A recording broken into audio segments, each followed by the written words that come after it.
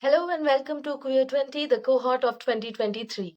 Queer20 is Egomong's annual flagship program where we celebrate 20 exceptional queer Indians.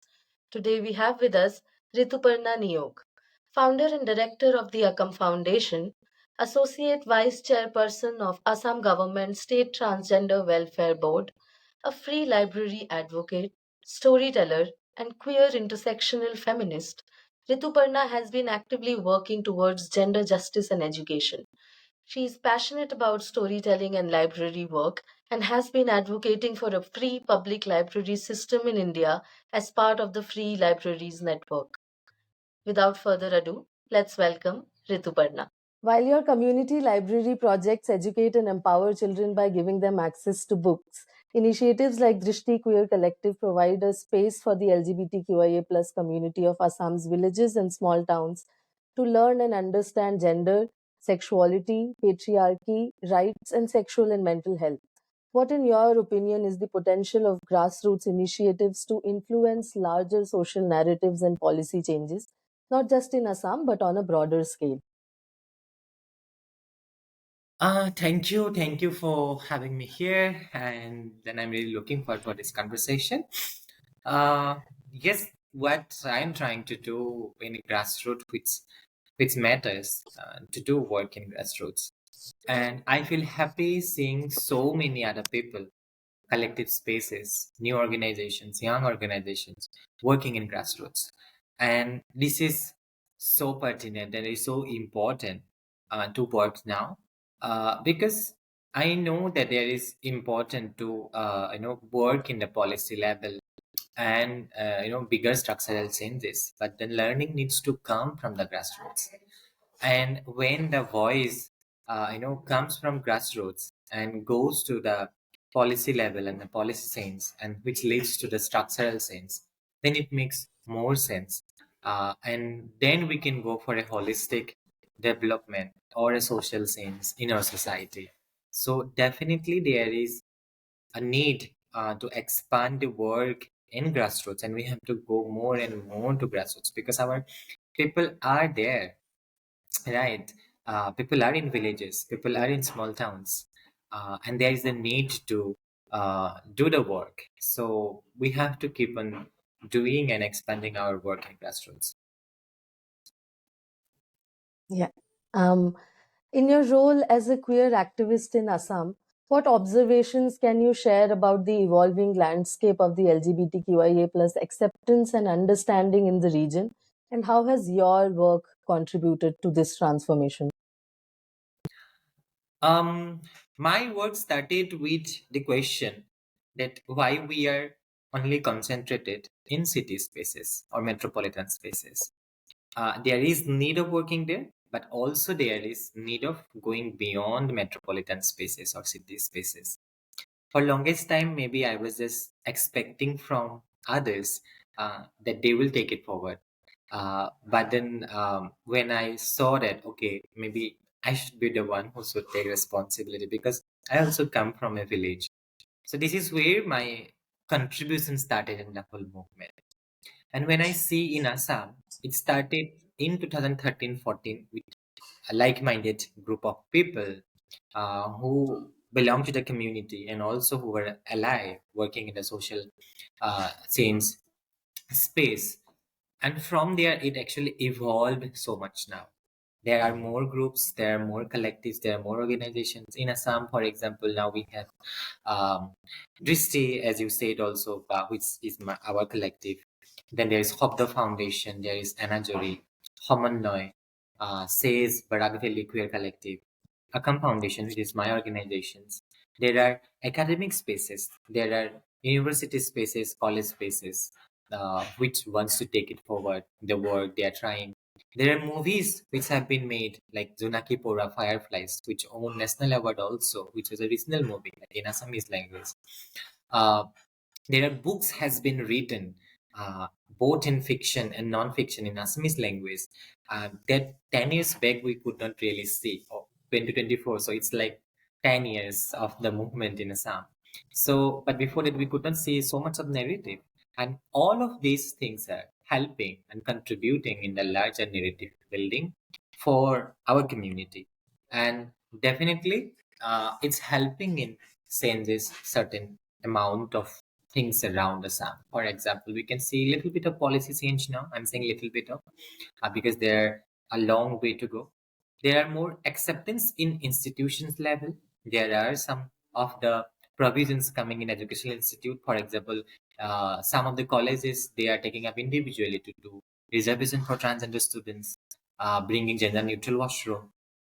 And then also people are more open to talk about it. But there is definitely a long way to go for us. So yeah. Yeah.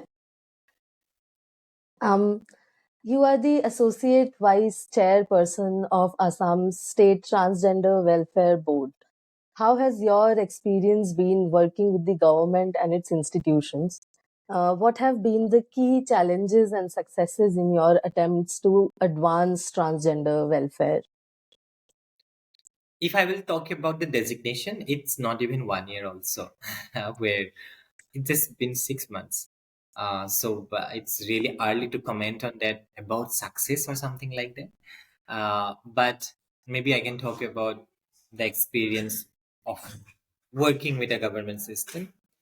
It's been always for me a pleasure working with the state department and government. There is challenges, of course. The roads are not easy. It's always ups and downs when we work with institutions level. But I look at the brighter side, of course. There has been approach from the Department of Social Justice and Empowerment, which is progressive and which cooperative, of course. But definitely, as I said, there is a long way to go. And the things which is taking, it's taking one step at a time. For example, it's one by one things are happening. For me right now, some of the priority, if I see which the department also needs to give importance, and I see that the government needs to give importance, is uh, issuing of transgender identity card for my community. I will specifically talk from the welfare board perspective. At a lot of time, it's very much delayed process in the district administration level. So quick response in those, because the transgender identity card ensure your access to other benefits and entitlement. Of course, there is a need of work in sustainable livelihood solution in Assam, and I hope that in this whole time we can do some solid policy level change, so that there will be inclusion in livelihood security for my community. There is need of work in queer affirmative healthcare provisions in Assam. There is need of inclusion uh, of queer affirmative healthcare provision in Assam, because uh, there is not systems is also available. uh, uh, a trans person, if they wants to go for the gender affirmative surgery and all, they need to travel outside of Assam. So why not here with government system, and which should be free also, which should be subsidized, which should be uh, supported by the government. That is one. In education, there is a need of a lot of reformation, be it in textbook, be it training to the teachers, and making educational institute gender sensitive and inclusive. And also there is need of social protection, defense social protection program, food security programs, housing. These are so many aspects, where our state needs to go a long way. And I'm hopeful that the state government will take necessary measure, and it will help in the way for the welfare of the community. So it's just started my tenure, and it's not an executive uh, position or something like that. So you do not have execution power. It's a very much more of a advisory role. So, but we have to work together, the department and the board, and then definitely, I'm optimistic, of course. Yeah. Um, we don't see many collaborative efforts in the LGBTQIA plus space. Uh, why do you think this is the case? And are things changing with grassroots initiatives like the Akam Foundation that you just spoke about? And how do you think co-creation can be encouraged in the social sector to accelerate outcomes? Thank you. That's very important, and that's my whole work is also collaboration, co-create, build solidarity. Rather than networking, I like to use the word solidarity and allyship building. When we are working with a marginalized community, and the matter is about marginalized community, allyship is very important. In Assam, what I have been trying to do, it's a lot to do with allyship building, so that from there we can build solidarity. And with that, if we can co-create and collaborate, and then try to bring the social sense, uh, it will make more sense. So here I want to give one example how I have been trying to do. For example, I have been working on mobilizing youth for queer rights movement, and youth has all the strength and power to bring social change. So when trying to work with youth, I'm trying to work with the higher education institute because the young populations are there. So this is where the allyship comes in.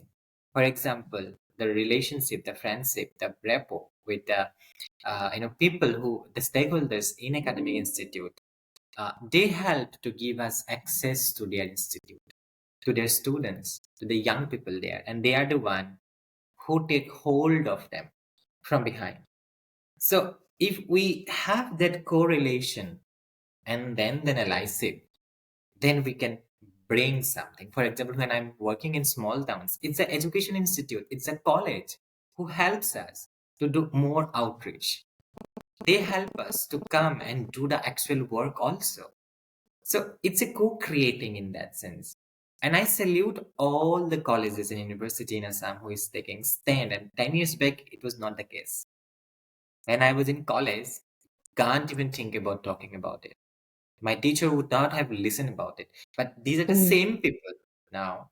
They listen because there's an effort from this side to build the friendship, the allyship, and together we are being able to do it. So I really believe that collaborating and co-creating will help us to go further. For example, this is the case with Free Community Library also. What do we do Yeah, in community with the Free Community Library? It's a co-creating a library space along with the community, but also yeah. not putting the onus on the community in the name of community ownership. So when you start co-creating, community automatically start taking ownership, and it's a process, and which become more sustainable, which stays for long, and people accept it as theirs. And from there, definitely, there's scope of bigger social sense. So yeah. Given your expertise in research, non-profit organization management, and community mobilization, what lessons have you learned from leading the Akam Foundation that you believe could benefit other organizations working toward gender justice and education intervention? Listen to the community, what your community wants. Not that you think that you are a change maker, you are a leader, and you can decide for the community. Community knows everything. What they want, what they don't want, what they have, what they don't have. So be part of the community and listen to them with empathy and co-create whatever you want to do with the community. And you are just part of the process. You are not everything. So from my experience, this whatever small experience I have, this is my reflection for myself. And that's the same reflection I want to pass it on to others also who are trying to do work in the social justice space. So yeah. Very well said. Very well said. I think it is really important for the communities to speak for themselves instead of anybody else taking the onus of being a spokesman for them. Yeah. Funding gaps are a persistent threat. Where do you think financial support is most critically needed, and what sources currently exist to draw from? And what role should philanthropists play in bridging this gap? And also, do you think that funding for the LGBTQIA plus ever become a retail play? Thank you. Resources are very important, and how we are defining resources, that is also very important, and funding is needed. And people who have resources, it's a responsibility to share, because from where they are getting their resources, it's not they're getting from the, the sky, or they just got. It's from people's labor, and then maybe whatever. So there is definitely a gap. Different organizations, different funding agencies, different donors, they have different requirements, and the whole philanthropy, the landscape is not speaking in same way. So it's become very tiring for the grassroots organizations to fulfill all the requirement of different donor agencies, different the different agencies, and then the funders and all. So, and at times it's very bureaucratic, and it's very difficult to get into it. And then the kind of language they expect and all, the kind of system they want, it's difficult. And everyone asks the same question in different manner. So if the same answer probably will give, but they will ask you in very critical way or difficult way. Why cannot be a easier system to get into the resources what you are doing? A lot of time you were working in a social justice space, but you ended up just doing all the compilation work and all, and it's really difficult. So in that kind of scenario, what I feel, that feminist grant making is very important, where the voice from the grassroots are there, where the system is easier to access, and you are not asking so many questions, rather you are trying to understand the organization, and from there, with the need of the organization, you are trying to build the organization. So it's not so you are throwing away some money and then some people will do and then they will give you the report. No. Why not co-creating there also? The funding agency, the donor, uh, coming along with the grassroots organization and trying to co-create something. So this dictating someone, and then asking so many tough questions to answer, and everyone is actually different. So I think these are some of the gaps. So what I feel that now, to support the grassroots organizations, there should be definitely uh, approach, feminist approach to the grant making or resource mobilization, and the organizations who supports feminist work, they should also come in one place and to talk and to see a way forward, so that which can make the road easier for the grassroots organization. There should be an approach to understand the grassroots organizations and their work. So yeah, in this way, definitely we can move forward, and it can do. We have to look at the geographical marginalization also when we talk about the CSR grant. Corporates are supporting uh, D&I component, diversity, equity, and inclusion, but their supports are very much limited in bigger city where they are based in. So what about the people who work in small towns, or maybe in kind of states where there are not many corporates? So those challenges are there. So definitely, we need to think beyond that also. That how we can reach more to more and more grassroots organizations.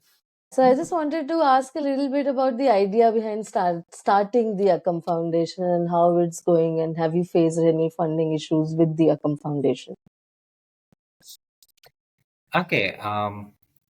See, my whole work was in the collective space, building free libraries, so which are more of community spaces.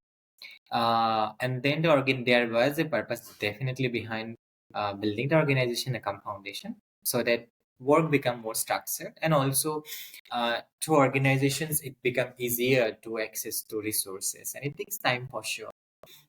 If I talk about the challenges, there are so many challenges when we talk about accessing resources.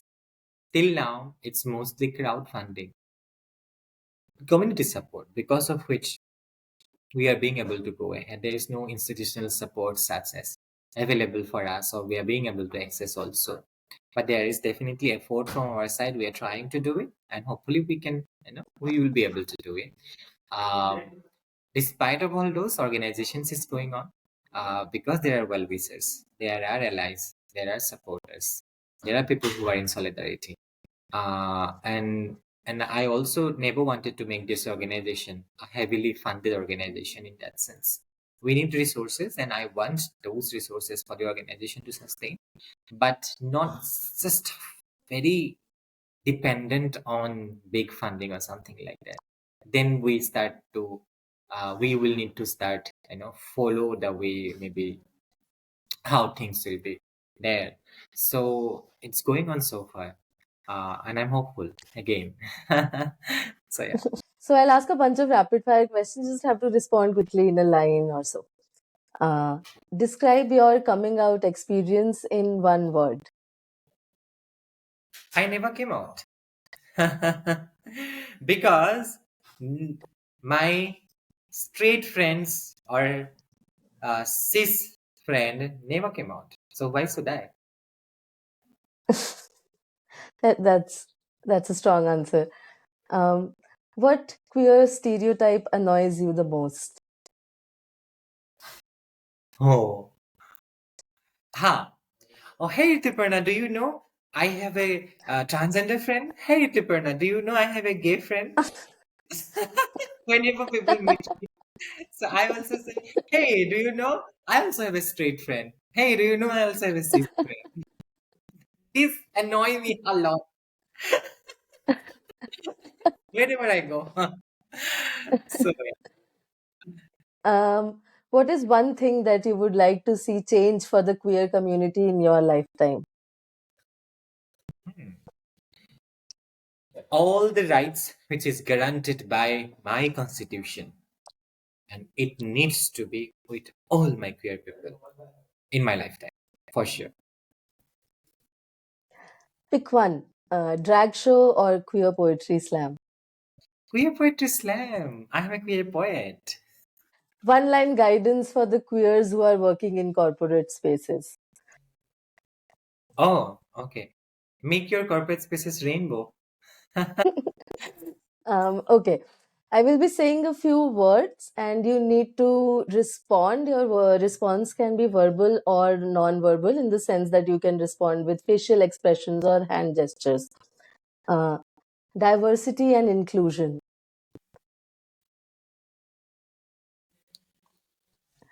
allyship, homophobia, क्या है ये? India. It's a typical question for an artist. So maybe I'll just express as India, no, like this. Okay, this. Queer stories, Queer stories. Oh, queer stories. Lovely. Beautiful.